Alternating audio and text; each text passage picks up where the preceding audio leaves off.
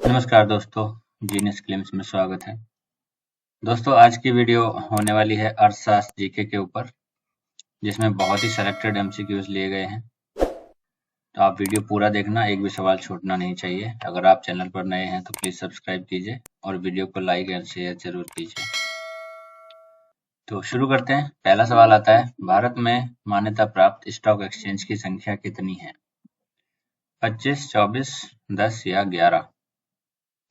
Stock exchange जो total हैं जिन्हें मान्यता प्राप्त है उनकी संख्या है 24। ऑप्शन बी इसमें सही आंसर है।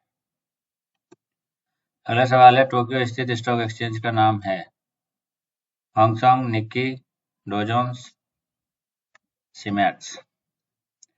टोक्यो स्थित स्टॉक एक्सचेंज का जो नाम है उसका नाम है निक्की। Option B. अगला सवाल है, मुद्रा के अवमूल्यन के फलस्वरूप होता है निर्यात व्यापार का प्रसार, आयात स्थानांतरित का प्रसार, आयात व्यापार का संकुचन या ये सभी? सही आंसर है इसमें तीनों ही होते हैं, यानी कि ऑप्शन हमारा डी यहाँ पे सही है। अगला सवाल है, भारतीय रिजर्व बैंक के खुला बाजार कार्यवाही का अर्थ है क्रय और विक्रय। स्वर्ण का, सरकारी बांडों का, विदेशी मुद्रा का, वाणिज्यिक बिलों का?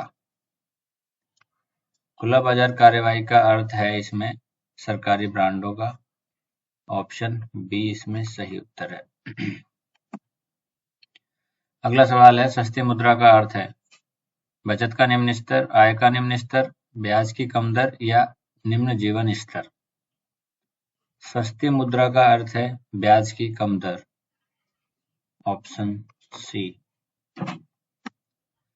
अगला सवाल है, यदि धन को बहुत अधिक हो और माल अथवा वस्तु बहुत कम हो तो वह स्थिति होती है मुद्रास्फीति, गतिरोध, अपस्फीति या मंदी?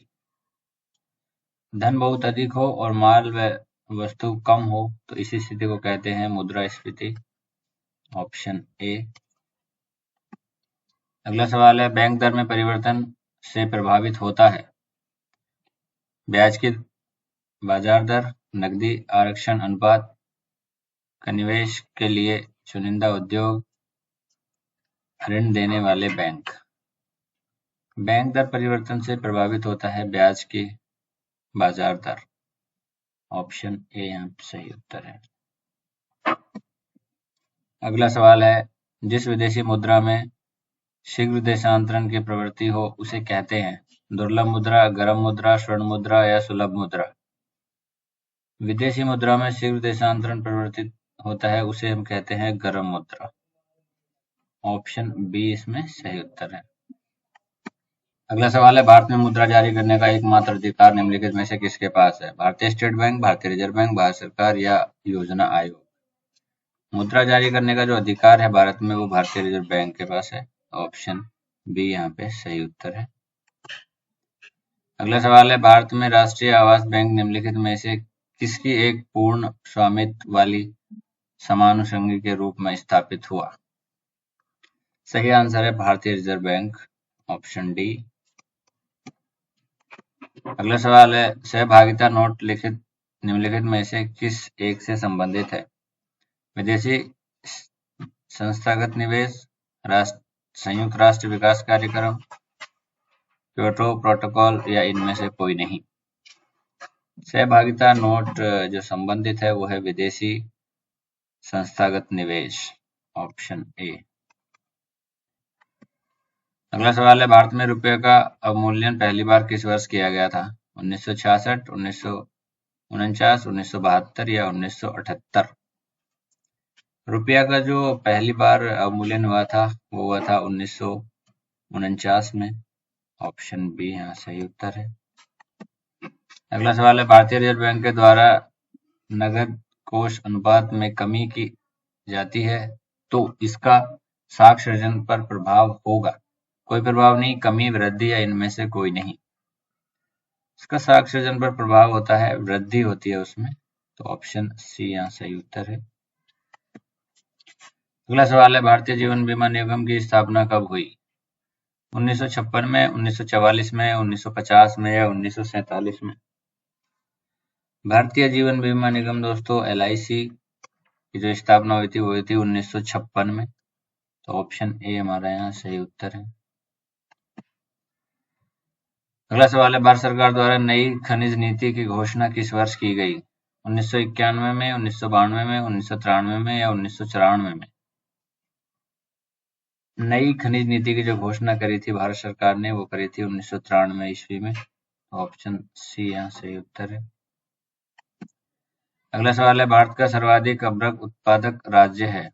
कर्नाटक, महाराष्ट्र, राजस्थान या झारखंड? अभ्रक उत्पादक राज्य भारत में जो सर्वाधिक करता है वो है झारखंड राज्य। ऑप्शन डी यहाँ सही उत्तर है। अगला सवाल है, कोलार स्वर्ण खदान किस राज्य में स्थित है? कर्नाटक, महाराष्ट्र, मध्य प्रदेश या आंध्र प्रदेश? कोलार स्वर्ण खदान जो स्थित है वो है कर्नाटक में स्थित। तो ऑप्शन ए यहाँ पे सही उत्तर है। अगला सवाल है, भारत में विद्युत की पूर्ति प्रति व्यक्ति वार्षिक खपत है? 188 यूनिट, 215 यूनिट, 376 यूनिट या 469 यूनिट? विद्युत की जो प्रति व्यक्ति वार्षिक खपत है वो है 376 यूनिट। Option C. अगला सवाल है, भारत में किस प्रकार के विद्युत का सर्वाधिक उत्पादन होता है? परमाणु विद्युत, पवन विद्युत, जल विद्युत या ताप विद्युत?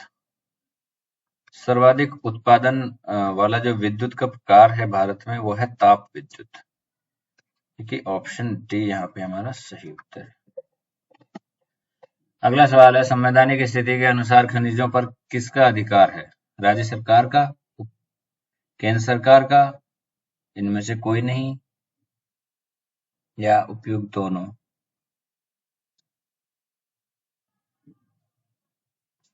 संवैधानिक स्थिति के अनुसार जो खनिजों पर अधिकार है वो है राज्य सरकार का। ऑप्शन ए यहाँ पे हमारा सही उत्तर है। अगला सवाल है, भारत में पहली स्वर्ण रिफाइनरी कहाँ स्थापित की गई? नई दिल्ली, शेरपुर, हैदराबाद या कोलकाता? स्वर्ण रिफाइनरी जो स्थित हुई थी सबसे पहली बार वो शेरपुर में हुई थी। ऑप्शन बी यहाँ पे सही उत्तर है। अगला सवाल है, भारत में हीरे की खानें हैं? उत्तर प्रदेश में, झारखंड में, मध्य प्रदेश में या इनमें से कोई नहीं? हीरे की खानें हैं मध्य प्रदेश में। ऑप्शन सी हमारा यहाँ सही उत्तर है। अगला सवाल है, भारत किसका आयात नहीं करता है? लोह अयस्क, सोना, मशीनरी या पेट्रोलियम? आयात नहीं करता है भारत वो है लोह अयस्क का। देखिए ऑप्शन ए। अगला सवाल है, इंद्रावती जल विद्युत परियोजना किस राज्य की प्रमुख बहुउद्देश्य परियोजना है? गुजरात, तमिलनाडु, उड़ीसा या महाराष्ट्र? इंद्रावती जल विद्युत परियोजना जो है जो कि बहुउद्देश्य परियोजना है एक, वो है महाराष्ट्र में स्थित। ऑप्शन डी यहाँ पे हमारा सही उत्तर है। अगला सवाल है, पवन ऊर्जा उत्पादक के क्षेत्र में विश्व का अग्रणी देश है? डेनमार्क, जर्मनी, संयुक्त राष्ट्र अमेरिका या स्पेन? पवन ऊर्जा उत्पादन में जो विश्व का अग्रणी देश है दोस्तों वो है अमेरिका। ऑप्शन सी हमारे यहाँ सही उत्तर है। अगला सवाल है, भारत अपनी कुल तेल खपत का लगभग कितना हिस्सा आयात द्वारा पूरा करता है? 1/4, 2/3, आधा या 1/3? तेल खपत का जो हिस्सा आयात करता है भारत दोस्तों वो है 2/3। ऑप्शन बी यहाँ सही उत्तर है। अगला सवाल है, विश्व में कोयला उत्पादन में अग्रणी देश है? भारत, रूस, चीन या अमेरिका? कोयला उत्पादन में जो अग्रणी देश है वो है चीन। ऑप्शन सी हमारे यहाँ सही उत्तर है। अगला सवाल है, ग्रामीण विद्युतीकरण निगम की स्थापना कब की गई थी? 1969 में, 1971 में, 1975 में या 1982 में? ग्रामीण विद्युतीकरण निगम का जो स्थापना हुई है वो है 1969 ईस्वी में। तो यहाँ ऑप्शन ए हमारा सही उत्तर है। अगला सवाल है, निम्न में से लघु उद्योगों की क्या समस्याएं हैं? पूंजी के अभाव, विपणन, कच्चे माल का अभाव, जानकारी का अभाव या ये सभी? लघु उद्योगों की जो समस्याएं हैं दोस्तों वो ये सभी हैं। पूंजी का अभाव, कच्चे माल का अभाव और जानकारी का अभाव। सही आंसर हमारा हो जाता है ऑप्शन डी। अगला सवाल है, किस उद्योग में निवेश के लिए लाइसेंस प्राप्त करना आवश्यक है? प्रतिरक्षा उद्योग, सिगरेट निर्माण उद्योग, मशीन टूल्स उद्योग, खान व धातुकर्म उद्योग। उद्योग निवेश में जो लाइसेंस की आवश्यकता है निम्नलिखित इन सभी में से वो है सिगरेट निर्माण उद्योग के लिए। तो ऑप्शन बी हमारा यहाँ सही उत्तर है। धन्यवाद दोस्तों, आपने वीडियो पूरा देखा। प्लीज वीडियो को लाइक एंड शेयर जरूर करें और आप चैनल पर नए हैं तो प्लीज सब्सक्राइब कीजिए। धन्यवाद।